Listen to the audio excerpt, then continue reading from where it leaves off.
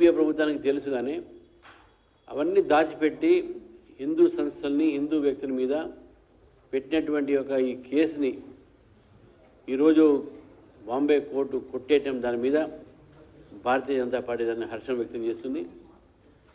ఇప్పటికైనా సోనియా గాంధీ గారు, చిదంబరం గారు, దిగ్విజయ్ సింగ్ గారు ముగ్గురు కూడా దేశ ప్రజలకు, తర్వాత ఈ దేశంలో హిందువులకు వారు క్షమాపణ కోరాలి. ఇటువంటి ప్రయత్నాలు చేసి హిందూ సమాజాన్ని, దేశం ఒక భద్రతని, దేశం ఒక సంబంధించినటువంటి ఏదైతే మన మధ్యన ఉన్నటువంటి మత సామరస్యాన్ని కూడా చెడగొట్టే ప్రయత్నం చేసింది ఆ రోజు కాంగ్రెస్ పార్టీ. ఇది ప్రజలు గమనించాల్సిందిగా కోరుతూ, మరి మాలేగాంలో ఇచ్చినటువంటి జడ్జిమెంట్ని స్వాగతిస్తూ ఇది కాంగ్రెస్ పార్టీ కుట్ర విఫలం అయిందని చెప్పేసి కూడా మీకు తెలియజేస్తున్నాను. రెండోది, సుప్రీంకోర్టు ఈరోజు మన దగ్గర కొంతమంది బీఆర్ఎస్ పార్టీ ఎమ్మెల్యేలు కాంగ్రెస్ పార్టీలో చేరి ఇంకా కాంగ్రెస్ పార్టీ ఇప్పుడు సభ్యులుగానే కొనసాగిస్తూ మళ్ళీ వేరే ఎలక్షన్లో పోటీ చేసి ఈ ప్రయత్నం చేసిన భాగంగా ఇక్కడ హైకోర్టు నుంచి సుప్రీంకోర్టు దాకా పోయినటువంటి ఈ యొక్క డిఫెక్షన్ కేసులో, పార్టీ ఫిరాయింపుల కేసులో స్పీకర్కు 3 నెలల సుప్రీంకోర్టు ఇవ్వటం అనేది కూడా అది మంచి పరిణామం.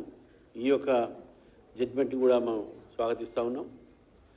దీంట్లో స్పీకరు తప్పకుండా 3 నెలల లోపల నిర్ణయం తీసుకోవాలి. ఎందుకంటే ఆ రోజు రాజీవ్ గాంధీ గారు ఈ యాంటీ డిఫెక్షన్ లాలో మార్పులు తీసుకొచ్చి 10th షెడ్యూల్లో కొన్ని మార్పులు తీసుకొచ్చిన విషయాన్ని అందరూ కూడా ఆ రోజు హర్షించారు. కానీ ఈ ఫిరాయింపుదల చట్టం అనేది ఈరోజు దాన్ని దుర్వినియోగం చేసుకొని చాలామంది పార్టీలు ఈ రకమైనటువంటి ఒక పనులు చేస్తున్నారు. తెలంగాణలో ముఖ్యంగా అటు బీఆర్ఎస్ ఆ పాపం చేసింది, ఇటు కాంగ్రెస్ ఆ పాపం చేస్తూ ఉంది.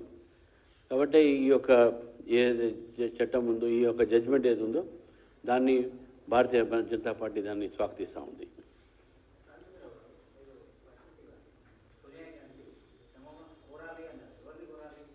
హిందూ క్షమాపణ చెప్పాలి, హిందూ సమాజాన్ని క్షమాపణ చెప్పాలి, కోరాలి కాదు. హిందూ సమాజానికి, హిందువులకు, దేశానికి, దేశ ప్రజలకు వారు క్షమాపణ చెప్పాలి.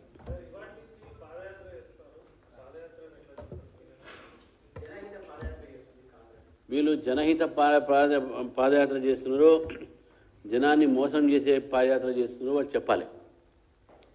6 గ్యారంటీలు చేసి ఇటు చేవళ్ళ డిక్లరేషన్ ఎస్సీ ఎస్టీలకు, ఇటు కామారెడ్డి డిక్లరేషన్ బీసీలకు, ఎన్నో డిక్లరేషన్, యువ డిక్లరేషన్ వరంగల్లో, ఈ డిక్లరేషన్లో మేము ఏమేమి డిక్లరేషన్ అమలుపరిచామని చెప్పి చెప్పాలి. ఈ పాదయాత్ర చేస్తే సరే వాళ్ళ పార్టీ ప్రోగ్రామ్స్ వాళ్ళు ఎవరు చేస్తారు వేరే మాట, ఎన్ని కిలోమీటర్లు చేస్తారు, ఎక్కడెక్కడ చేస్తారు మాకు సంబంధం లేదు. కానీ వాళ్ళు పాదయాత్రలో తెలంగాణ జనం కోసము వీళ్ళు అధికారంలో వచ్చిన తర్వాత మేనిఫెస్టోలో పెట్టినటువంటి అంశాలు అయితే ఏంది, ఎలక్షన్స్ ముందు పెట్టినటువంటి ఒక డిక్లరేషన్స్ అయితే ఏంది, ఎంతవరకు పూర్తి చేశాము అనే దాని మీద శ్వేతపత్రం వాళ్ళు ఇచ్చిన తర్వాత వాళ్ళు పాదయాత్ర చేసే నైతిక హక్కు ఉంటుంది. లేకపోతే కాంగ్రెస్ పార్టీకు అసలు పాదయాత్ర కాదు, ప్రజల్లో పోయే నైతిక హక్కు లేనే లేదు. ఇటు బీసీలను మోసం చేస్తూ ఉంది, ఎస్సీ ఎస్టీలను మోసం చేస్తూ ఉంది, విద్యార్థులను మోసం చేస్తూ ఉంది, యువకులను మోసం చేస్తూ ఉంది, మహిళలను మోసం చేస్తూ ఉంది. ఏ వర్గాన్ని వదిలిపెట్టింది కాంగ్రెస్ పార్టీ?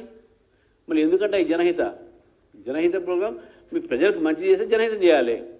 మీరు జనహితం లేదు, జనకు అంతా మిథ్యం, అంతా మీరంతా అన్ని అబద్ధాలాడి అధికారంలో వచ్చిన తర్వాత ఈ పాదయాత్ర చేస్తే తెలంగాణ ప్రజలు నమ్మడం లేదు. మీరు వెంటనే ఈ జనహిత చేస్తారా, మీరు వైట్ పేపరు ఇవి చేసామని చెప్పేసి చేయండి, అప్పుడు పాదయాత్ర చేయండి, అప్పుడు మీ నైతిక విలువ వస్తుంది, నైతిక ఒక హక్కు ఉంటుంది ఈ యొక్క పాదయాత్రలు చేయడానికి.